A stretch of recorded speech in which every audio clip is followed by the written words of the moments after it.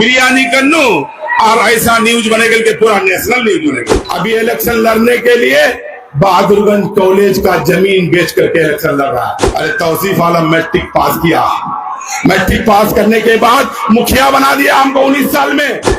मुझे पढ़ने का टाइम नहीं मिला, 24 साल 25 साल में मुझे एमएलए बना दिया। हमने कोशिश किया कि टेढ़ा गाछ को सीधा गाछ कैसे किया जाए। पहला काम टेढ़ा गाछ से बहादुरगंज रोड बनाने का काम करूंगा। तेजस्वी यादव जी, अब हम लोग दरी नहीं बिछाएंगे। तेजस्वी ने वादा किया था कि हम सीमांचल आयोग बनाएंगे, समर्थन देकर के हमेशा मुख्यमंत्री बनाएंगे, नहीं बनाएंगे। अस्सलाम वालेकुम वरहमतुल्लाहि वबरकातुहू। हिंदू भाइयों को नमस्कार। मंच में बैठे हमारे और आपके सदर बैरिस्टर जनाब असदुद्दीन ओवैसी साहब, हैदराबाद से चलकर आए एमएलए हमारे भाई माजिद हुसैन साहब, हैदराबाद से आए हुए एमआईएम के सारे पदाधिकारीगण, मंच में बैठे हमारे मीता तौसीफ साहब, इसराइल अशरफी साहब, हाफिज नईम साहब, मुश्ताक साहब, प्रखंड अध्यक्ष राहत साहब, डॉक्टर रफीक साहब और हमारे अब्बू बाबू, नौशाद बाबू, तामीर भाई, सहरुल भाई, हाजी साहब, मौलाना साहब और आए हुए हमारे टेढ़ा गाछ के गार्जियनों और माँ और बहनों। हल्ला मत कीजिए, हल्ला मत कीजिए, हल्ला मत कीजिए, हल्ला मत कीजिए। बैठ जाइए भाई, आप लोग बैठ जाइए। कुर्सी काहे के लिए लगाए हैं? बैठ जाइए ना, बैठ जाइए, बैठ जाइए। मैं आपके बीच बोले जो नहीं है क्या हमन करो तुम्हारा कमाल से सुरजापुरी सी हमरा हमरा अपना परिचय दो नहीं। बोलो बोलो बोलो बोलो बोलो जाओ, बोलो जाओ, मेहरबानी करे बोलो जाओ। देख लो कुर्सी की बार ने करी आई, तुम सारे ने कुर्सी करी आई, उनकी सब मत करो। जे फातिहा कानी हमरा बिरयानी कन्नू और ऐसा न्यूज बनेगा कि पूरा नेशनल न्यूज बनेगा। ऐसा नहीं करना चाहिए। हमारे नौजवान साथी टेढ़ा गाछ के गार्जियनों, ए भाई काहे ऐसा कर रहे हो भाई? भाई ऐसा मत करो यार।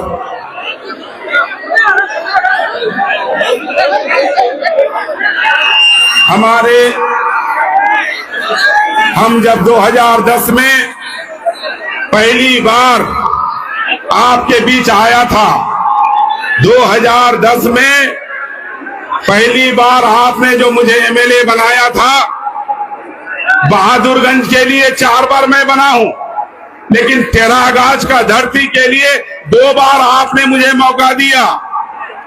2010 में जब पहली बार हम आए थे टेढ़ा गाछ का धरती में, टेढ़ा गाछ का एक भी गांव में बिजली नहीं था, यहां तक के थाना में बिजली नहीं था, प्रखंड में बिजली नहीं था, आपका अंचल में बिजली नहीं था, हॉस्पिटल में भी बिजली नहीं था।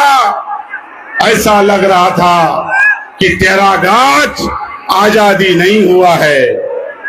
2010 में जब पहली बार हम जीते, गांव गांव में बिजली देने का काम किया, गांव गांव में पक्की सड़क बनाने का काम किया। टेढ़ा गाछ में एक रोड था जो जोकी से टेढ़ा गाछ आता था, गांव में एक भी रोड नहीं था। 2010 के बाद 2020 तक हर गांव में हमने रोड बनाने का काम किया। हमने ये नहीं देखा कि ये हिंदू गांव है, हमने ये नहीं देखा कि ये मुसलमान का गांव है। अगर हमने हर गांव में रोड बना करके दिखाया है तो आप लोग एक बार हाथ उठा करके कहिए कि ये बात सही है। हर गांव में रोड बनाए हैं, बनाए हैं। पहली बार जब हम आए, जब देखे कि भाई किसी भी गांव में बिजली नहीं है, मैं ताज्जुब किया कि भाई आखिर ऐसा क्या। उसके बाद हमने एक पावर हाउस बनवाया, बलुआ जागीर में एक पावर हाउस बनवाया। हर पंचायत में हमने जो बनाया, हाई स्कूल भवन बनाया। ये टेरागाछ हाई स्कूल में जो ये छात्रावास देखते हैं, ये मेरा देन है। मैं आपको एहसान दिलाने के लिए नहीं आया, क्योंकि आपने एक बार नहीं 2 बार आपने एमएलए बनाया है टेरागाछ हमारा। आपने मुझे हरा करके आपने इस 5 सालों में देखा कि क्या एमएलए क्या होता है। हम पहली बार जब आए थे 2010 में, जब एमएलए बन के क्षेत्र में घूम रहे थे, तो लोग मुझे कह रहा था, तौसीफ भाई हम लोग एमएलए को नहीं देखे थे। टेरागाछ का जनता बोल रहा था कि टेरागाछ में कोई एमएलए आता था तो किसी खां साहब के यहां जाता था, किसी शाह साहब के यहां जाता था, किसी मियां साहब के यहां जाता था, और हम लोगों का अगर कोई काम होता था तो हम लोगों को खां साहब मियां साहब के यहां जाना पड़ता था, तभी हमारा काम होता था। हमने आपको यह साबित किया कि एमएलए का काम कैसा होता है। जिस दिन तौसीफ आलम टेरागाछ घुसता था तो आपका थाना, ब्लॉक, अंचल और हॉस्पिटल आपको मालूम होगा कि किस तरह से कर रहा था। हमने आपको आंख खोलने का काम किया। हमने कोशिश किया कि टेरागाछ को सीधा गाछ कैसे किया जाए। आज हमारे जो टेरागाछ का समस्या है, टेरागाछ का समस्या बड़ा समस्या है। टेरागाछ से जो बहादुरगंज रोड जाता है, ये रोड 5 साल में एक टेलर गिट्टी नहीं पड़ा। मैं आपसे वादा करने के लिए आया हूं। मुसलमान का बच्चा हूं, ईमान वाले हूं, मैं आपसे वादा करने के लिए आया हूं। पहला काम टेरागाछ से बहादुरगंज रोड बनाने का काम करूंगा। उसके बाद मठियारी पुल है, सुइया पुल है, बेरिया पुल है, पिपरावाला पुल है, और बहुत सारे काम है। और एक इंजीनियरिंग कॉलेज का भी जरूरत है। होगा इंशाल्लाह होगा। क्यों होगा मैं बता रहा हूं। हमारे असद साहब, असदुद्दीन ओवैसी साहब, हमारा अख्तर साहब को कहा, अख्तर साहब हम लोगों को बीजेपी को हराना है, आप जाइए महागठबंधन से बात कीजिए, और हम लोग गठबंधन करके लड़ेंगे तो बीजेपी को हम लोग हराएंगे और मुख्यमंत्री हम लोगों का होगा। लेकिन ये महागठबंधन वाले तेजस्वी यादव जी गठबंधन हम लोगों से नहीं किया। लेकिन मैं ये बात कह देना चाहता हूं, महागठबंधन वाले तेजस्वी यादव जी, अब हम लोग दरी नहीं बिछाएंगे, अब हम लोग कुर्सी नहीं बिछाएंगे, अब हम लोग टिश्यू पेपर नहीं बनेंगे। अब हमारा हिस्सेदारी चाहिए। 2% सहानी बिरादरी के लोगों को उप मुख्यमंत्री का घोषणा किया जाता है, और 18% वाले को गठबंधन में शरीक नहीं किया गया। ऐ मेरे भाइयों, टेरागाछ वासियों, कहां हो, किस गफलत में हो? गौर कीजिए। हम लोगों को गठबंधन में भी शरीक नहीं किया गया, गौर कीजिए। लेकिन तेजस्वी याद रखना, बगैर एमआईएम का सरकार तुम बना नहीं सकते हो। अरे तुमसे तो 6 सीट मांगा गया था कि तुम 6 सीट दे दो, पूरा बिहार में मिलजुल करके हम लोग इलेक्शन लड़ेंगे। लेकिन तुमने मुनासिब नहीं समझा। 2% वाले को उप मुख्यमंत्री का घोषणा करते हो, मुकेश सहनी का, और 30 सीट देते हो, और 18% वाले को तुमने गठबंधन में शरीक करने से भी तुम जरूरत नहीं समझा। मैं आप लोगों के बीच ये कहने के लिए आया हूं, तेजस्वी ने वादा किया था कि हमारा सरकार आएगा तो 10 लाख नौकरी देंगे। तेजस्वी ने वादा किया था कि हम सीमांचल आयोग बनाएंगे। तेजस्वी जी महागठबंधन का 18 महीना का सरकार बना, जब सरकार बना, स्वास्थ्य मंत्री आप बने, स्वास्थ्य विभाग में एक भी नौकरी नहीं देने का काम किया। तुम्हारा वादा क्या हुआ? तुम 10 लाख नौकरी देने का वादा किया था। तुमने सीमांचल आयोग बनाने का वादा किया था। क्या हुआ तुम्हारा वादा? लेकिन याद रखना, हमारा असदुद्दीन ओवैसी साहब 35 सीट से लड़ा रहा है बिहार में, और इस 35 सीट में इंशाअल्लाह इंशाअल्लाह इंशाअल्लाह 25 सीट जीत करके आ रहे हैं।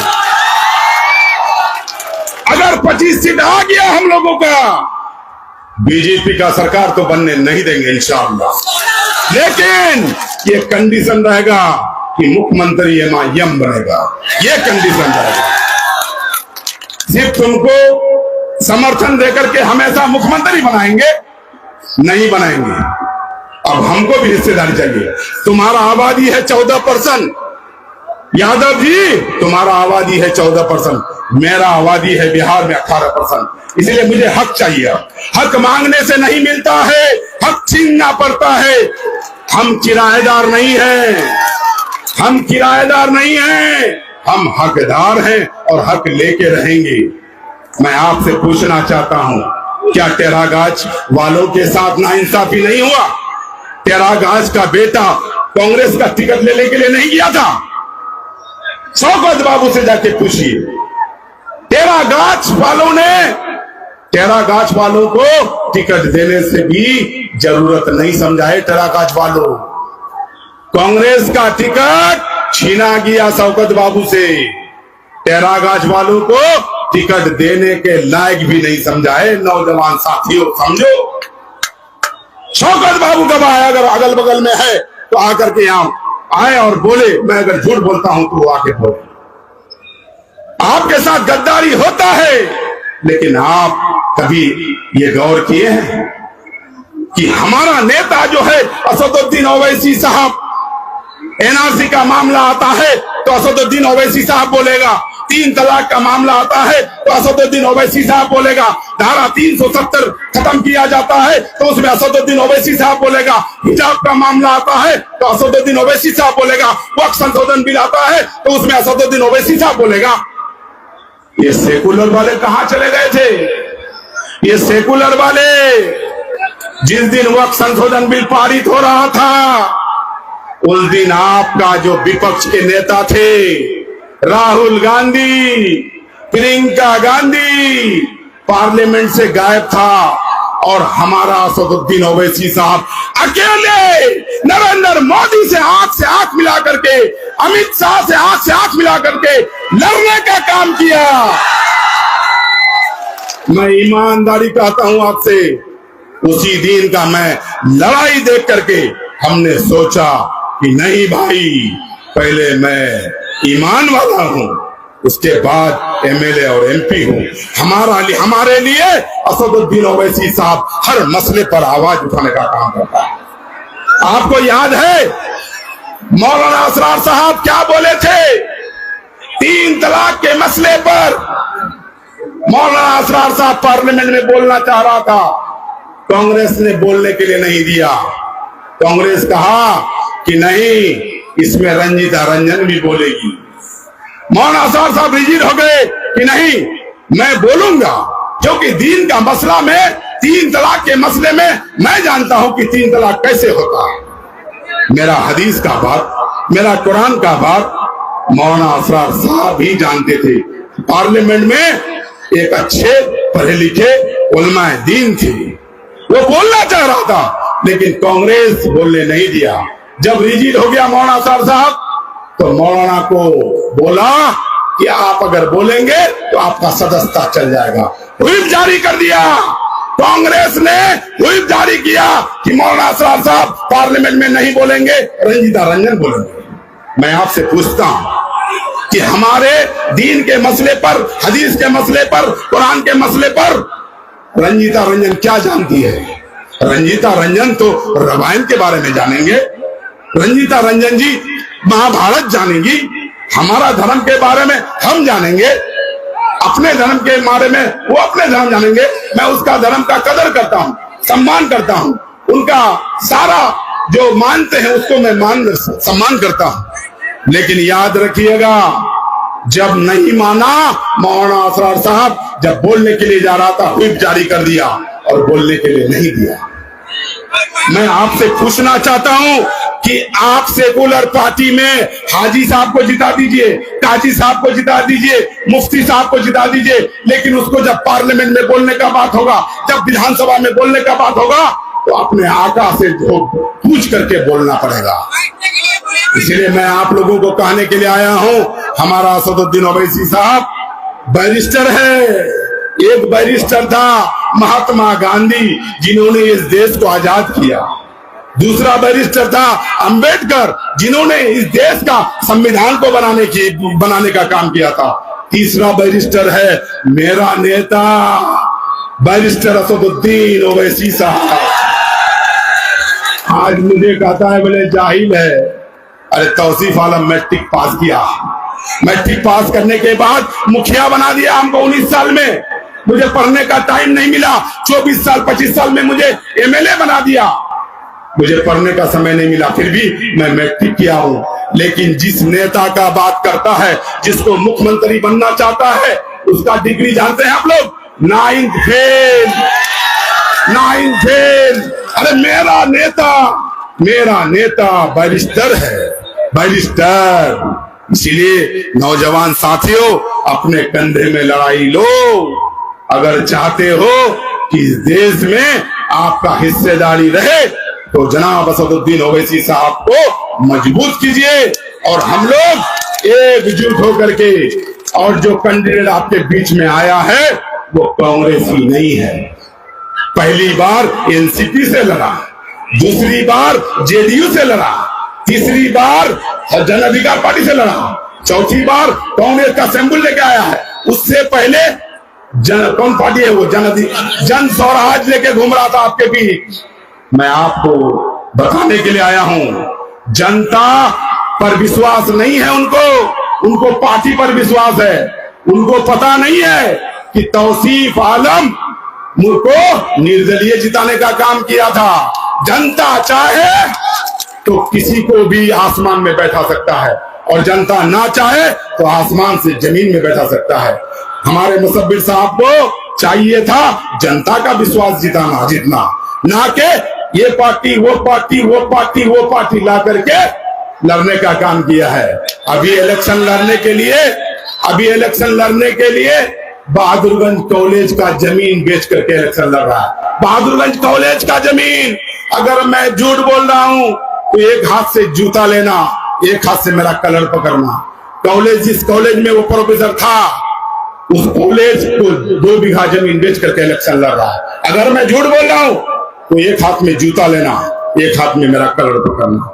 मैं आप लोगों से कहने के लिए आया हूं, तौसीफ आलम पर 10 रुपया का आरोप नहीं है। तौसीफ आलम पर दल बदलू का आरोप नहीं है। तौसीफ आलम कांग्रेस में भी था तो डंके के चोट पर था, और मैं एमआईएम में भी आया हूं तो डंके के चोट पर रहूंगा। इंशाअल्लाह मैं आप लोगों से दुआ का दरखास्त करूंगा कि अगर मेरा लाश भी उठे तो इस बैनर और झंडा के तले उठे, यही दुआ कीजिएगा। बहादुरगंज वाले ने मुझे 4 बार एमएलए बनाने का काम